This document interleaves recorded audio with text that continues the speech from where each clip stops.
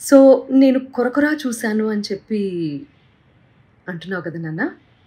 So, నేను 'కొరకొర' నిన్నెందుకు చూస్తానో, ఎందుకు చూడాల్సిన అవసరం ఏమిటో నాకర్థం కాలేదు.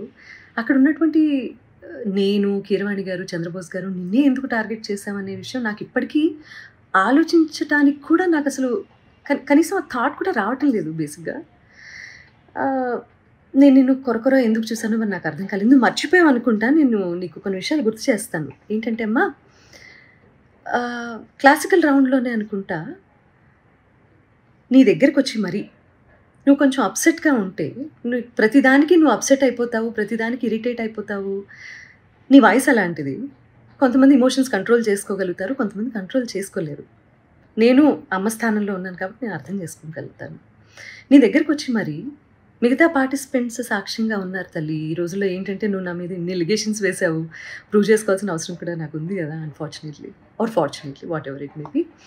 సో, వాళ్ళందరి మధ్యలో నీకే చెప్పాను వచ్చి, ప్రవస్తి, క్లిక్ నడుస్తున్నప్పుడు నువ్వు దాన్ని బేస్ చేసుకొని పాడుతున్నావు. మృదంగం అటు ఇటు అయినా కూడా నువ్వు అప్‌సెట్ అవ్వాల్సిన అవసరం లేదమ్మా. నువ్వెలా పాడావనేది నాకు తెలుసు. మా అందరికీ అర్థమైంది. అక్కడ కొంచెం మృదంగం నిన్నేదో ఇబ్బంది పెట్టినట్లుంది అని నేను నీ దగ్గరకొచ్చి మాట్లాడాను.